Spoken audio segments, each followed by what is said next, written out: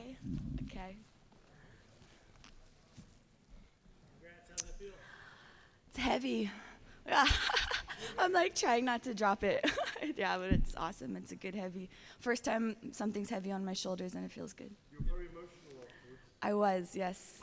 On top of losing my voice, I was sad too because I was planning on going karaokeing after this, but I kind of lost my voice. So, but yeah, I was emotional. You know, my coaches, my corner were all emotional.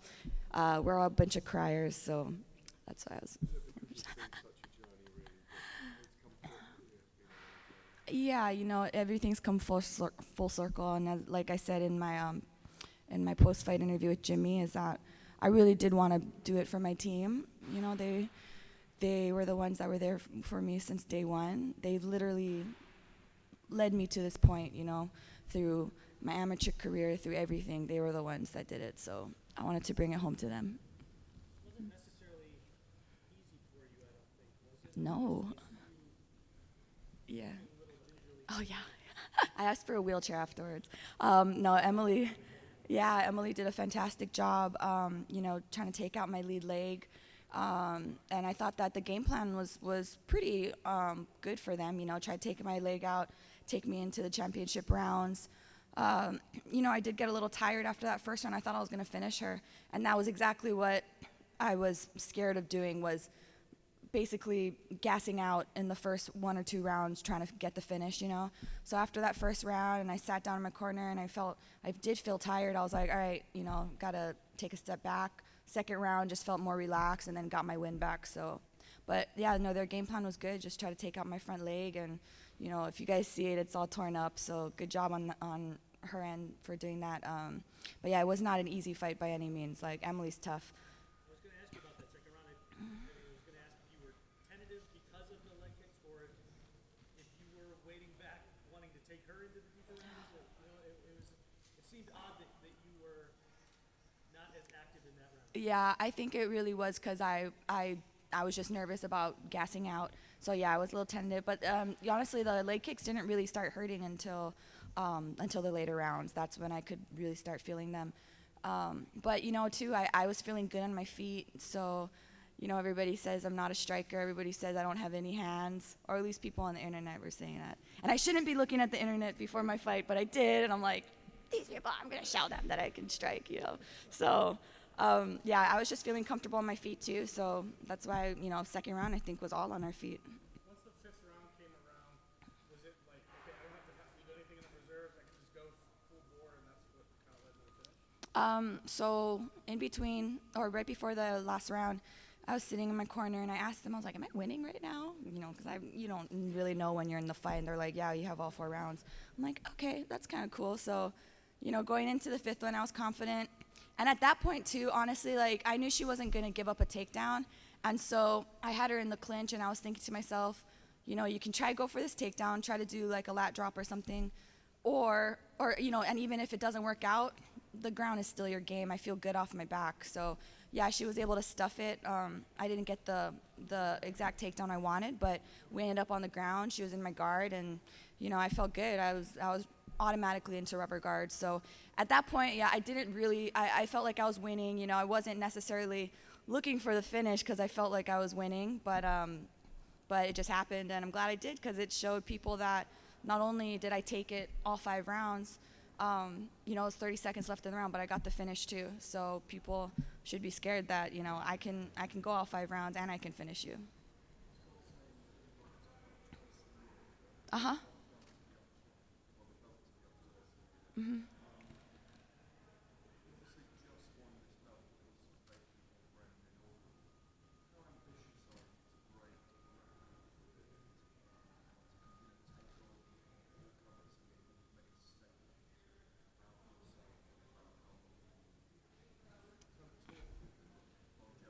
Yeah. Yeah. And you know, longevity, I think too, is being smart. You know, honest, like, people are asking me, like, oh, are you gonna fight on the LA card at the Forum? And I'm like, no way. I'm going to relish in this for as long as I can. I'm going to, hang out as the champion. I don't have any need to fight immediately, and defend the belt. Like, I'm good.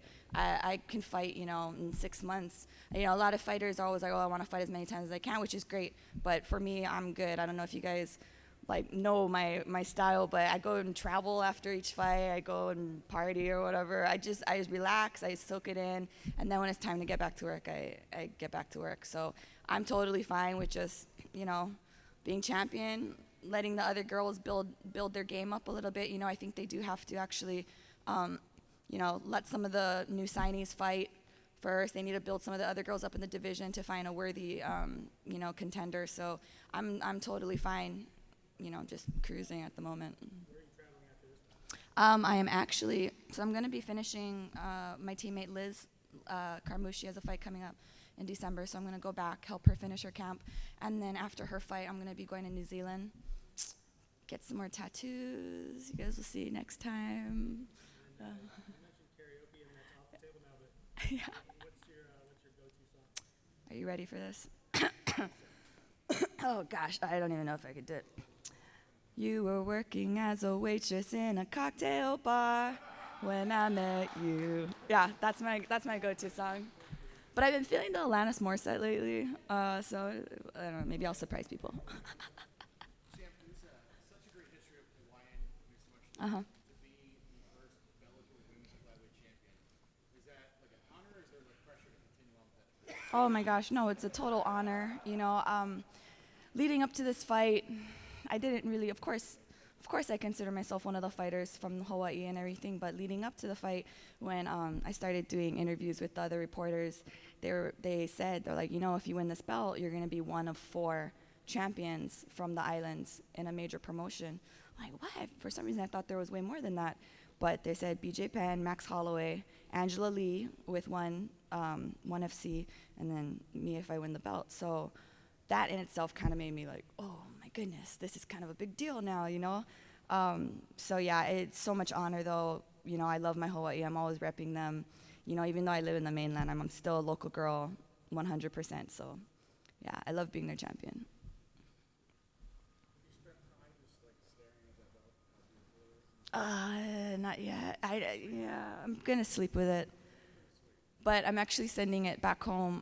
Normally, I stay a couple days after my fight up here because, my family came up from Hawaii, so we do some touristy stuff. And at my last fight in Connecticut, we actually got some of our stuff stolen.